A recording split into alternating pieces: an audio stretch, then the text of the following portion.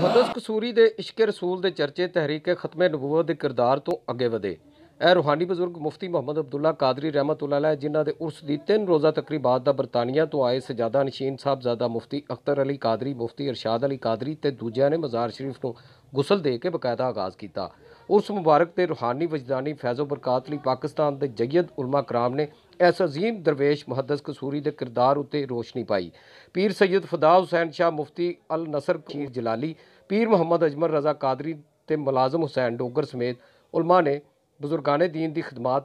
ते खोल के लोगों के सामने रखा। सजादा नशीन मुहद्दस कसूरी हज़रत मुफ्ती अख्तर अली कादरी ने ज़ायरीन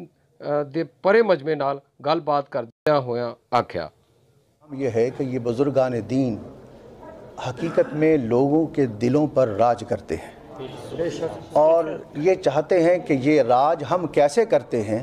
उसकी वजह ये बताई कि इसके राज करने की वजह ये है कि हमने अपना ताल्लुक़ अपने रब से जोड़ा है और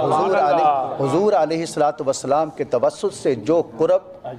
और जो अल्लाह रब्बुल इज़्ज़त का कुर्ब हमें नसीब हुआ है उसके तवस्सुल से हमारे दिलों पर अल्लाह और उसके रसूल की मोहब्बत का चिराग रोशन है।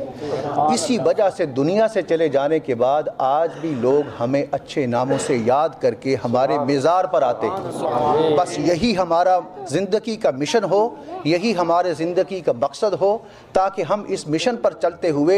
दुनिया से जब जाएं तो लोग हमें हमारी चीज़ों को याद करके कहें कि इसने अपनी ज़िंदगी को किस तरह गुजारा है। और अगर वो ज़िंदगी लोगों की ज़ुबानों पर नेक मकसद के लिए जारी हो गई तो समझ लो कि उस बंदे की ज़िंदगी का मकसद पूरा हो गया। मुहद्दस कसूरी दे 3 दिहाड़े दे उर्स विच साहबजादियां दे नाल पूरे मुल्क चों आशिकाने रसूल ना सिर्फ महफिलां शिरकत कर रहे हैं बल्कि दरबार शरीफ ते हाज़री दे के दिल की तस्कीन लैंदे पए ने।